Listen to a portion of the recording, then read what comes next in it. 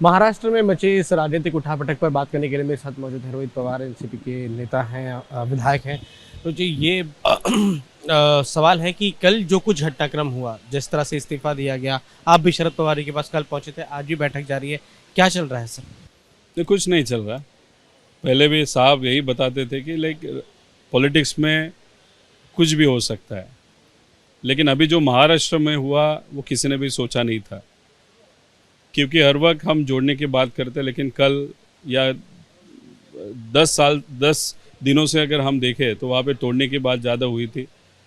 लेकिन साहब के साथ हम जब मिले तो उनका यही कहना था कि आप अपने मतदार संघ में जाओ, कॉन्स्टिट्यूंसी में जाओ, वहाँ पे आपके जो लोग हैं, कार्यकर्ता है, उनके साथ जो जो काम आपने मंजूर किया है वो अच्छे क्वालिटी का हो।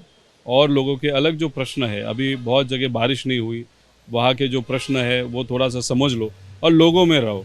लोगों के मन में ये जो हुआ महाराष्ट्र में, उसके बारे में बहुत अलग फीलिंग है। जो हुआ लोगों को लगता है कि गलत हुआ, तो ये जो फीलिंग है लोगों के मन में, वो फीलिंग के साथ आप रहो। और जो आने वाला जिला परिषद हो, पंचायत समिति हो, जो भी इलेक्शन हो, वो आप एकदम ताकती से लड़ो, ताकत के साथ लड़ो।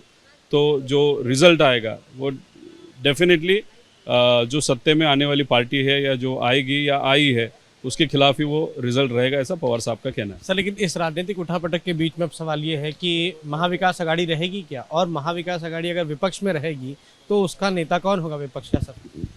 आगे क्या होगा ये नहीं मालूम, लेकिन जब महाविकास आघाड़ी सरकार बनी थी तब ऐसा तय हुआ था कि हम सब साथ में रहेंगे।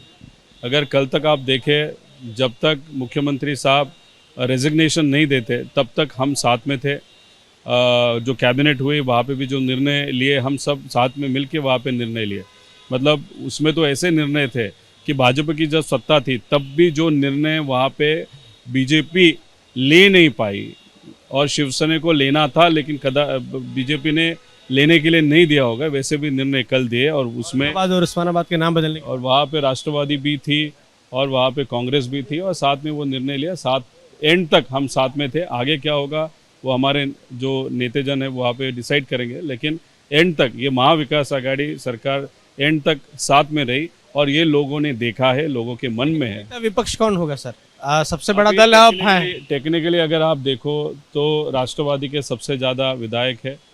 तो टेक्निकली बाहर से अभी जो हमारे नेता डिसाइड करेंगे वो फाइनल होगा। बाहर से दिखता है कि राष्ट्रवादी का ही विपक्ष का नेता वहाँ पे होगा। मतलब शिवसेना को आपने अपॉर्चुनिटी दी थी मुख्यमंत्री बनने की, तो क्या इस बार भी क्या ऑफर कर सकते हैं? ऐसे नहीं ना, अनफॉर्चुनेटली शिवसेना के पास जो आमदार थे वो अभी दिख नहीं रहे। आगे जाके आएंगे नहीं आएंगे वो अभी नहीं बता सकते, लेकिन अगर पार्टी एज अ होल देखा जाए और जहाँ पे सब आमदार एक गट्टा है तो वो राष्ट्रवादी के पास दिख रहा है। आखिरी सवाल ये कि सर कांग्रेस थोड़ी नाराज है, जिस तरह की कल कैबिनेट की बैठक हुई उसमें नाम बदले गए, औरंगाबाद के उस्मानाबाद के नाम बदले गए, उसको लेकर वो ज़रा खुश नहीं है, उनकी नाराज़गी व्यक्त है। हालांकि वो भी कैबिनेट की बैठक में थे। कैबिनेट के बैठक में थे, बाहर उनके नेता आए, उन्होंने समर्थन में कुछ विधान भी कही। तो अगर समर्थन में उन्होंने विधानें की होगी तो वो सपोर्ट ही कर रहे हैं। मुझे नहीं लगता उसमें कुछ और चीज़ है। एक आखिरी सवाल ये भी है कि पवार साहब से क्या पहले बात की थी जब उद्धव ठाकरे जी अपना फेसबुक लाइव में इस्तीफा देने वाले वाले थे? क्या उनको इस बारे में सूचना थी कि क्योंकि पवार साहब ने ही सबसे आगे चल के महाविकास अघाड़ी का गठन किया, उनको मुख्यमंत्री बनाया, तो क्या इस्तीफा देने से पहले उनको इस बात की सूचना दी थी?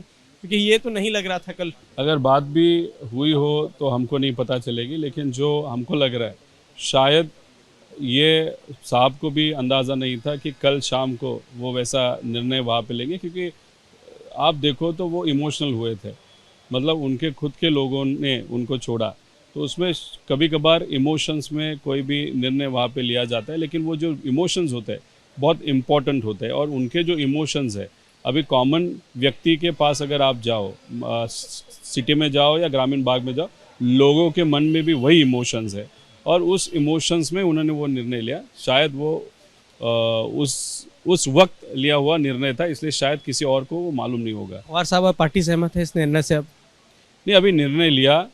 अभी कभी कभार ये जो निर्णय हो जाता है तो क्यों हुआ उस पर ज़्यादा फोकस न देते हुए आगे क्या करना है उस पर ज़्यादा फोकस देने की ज़रूरत है।